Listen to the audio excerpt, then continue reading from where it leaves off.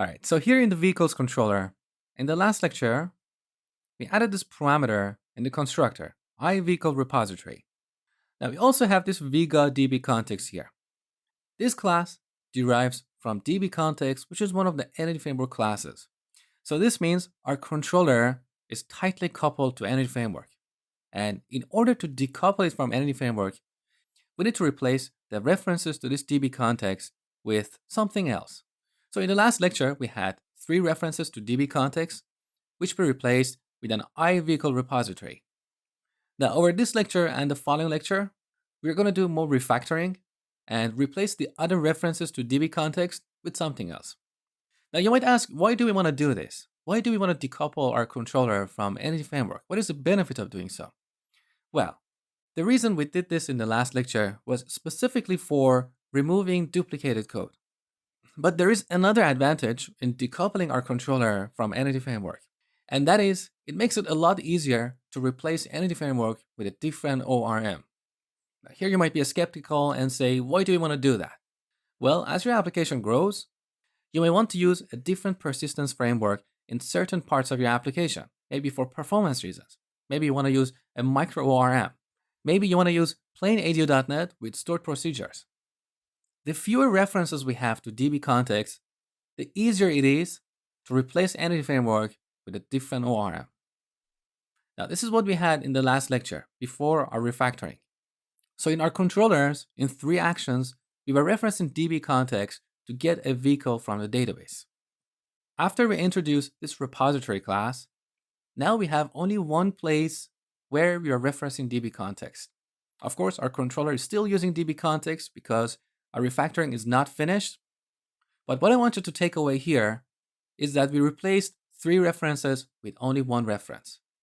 Now, if in the future I want to change the way I get a vehicle object from database, there is only one place I need to modify. If I want to use plain ADO.NET with store procedures, I only need to modify this getVehicle method in this repository. See the benefit? Now, the larger our application is, the more references we have to DB context. So if we move this DB context somewhere else, we're going to reduce the impact of changing Entity Framework with another ORM. Okay? And by the way, this is the basic of object-oriented programming. Separate what changes from what doesn't. So I repeat that. Separate what changes from what doesn't. All right, so back in our vehicles controller, I want to find all the references to this DB context. So here's our context field, Shift and F12. Here's the first reference to this DB context. We add a vehicle to the vehicles DB set. So in our create vehicle action, this is the line that we need to replace. Now I told you that a repository is like a collection of domain objects in memory. We can add an object to a collection, we can remove an object from a collection, we can get an object from a collection. These are the operations that we have in a collection. Think of the list class, think of the collection class. Repository is exactly the same. Think of it as a collection of objects in memory. So I'm going to go to our vehicle repository and add a new method here, public void add, takes a vehicle object and simply adds it to this context. So context.vehicles.add vehicle. So note that here we're encapsulating this DB context inside our repository in one class. So we're separating what changes from what doesn't. Because DB context, because Entity Framework may change, we are separating it from our main application code. Now here we need to add this method to our interface as well. Unfortunately, in VS Code, we don't have this refactoring yet. Hopefully it will come in the future. So we need to manually add this method to iVehicleRepository. All right, now back in our controller. Here in create action, I'm going to replace this line with repository.add vehicle. Now here we have another reference to DB context for saving the changes, but we're going to look at this in the next lecture. So next, let's go to delete vehicle action. Here's another reference, context.remove. So once again, we're going to go in our repository and add a method to remove an object. So vehicle repository, public void, remove vehicle, and we remove it from the context. Next, we need to add this to our interface. So let's go to iVehicle repository. Done. And finally, back in the controller,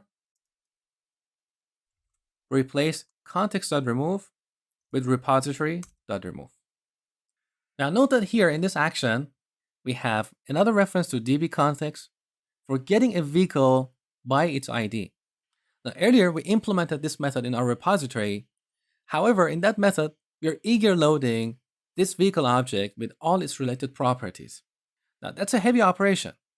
We don't need to load a complete vehicle in order to delete it. So all we need here is just a simple vehicle object. So how can we implement this? Well, let's go back to our repository. Here is our getVehicle method. We can add a second parameter here, a boolean called includeRelated. Now we can check if includeRelated is false. We're going to return await context.vehicles.findAsync.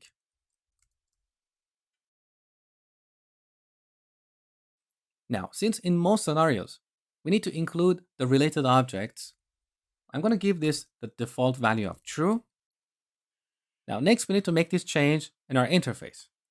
So, once again, in iVehicle repository, I'm going to add this second parameter here.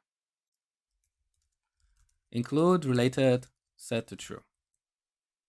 Now, back in our controller, I'm going to replace this line with repository.getVehicle, and as the second argument, I'm going to pass false.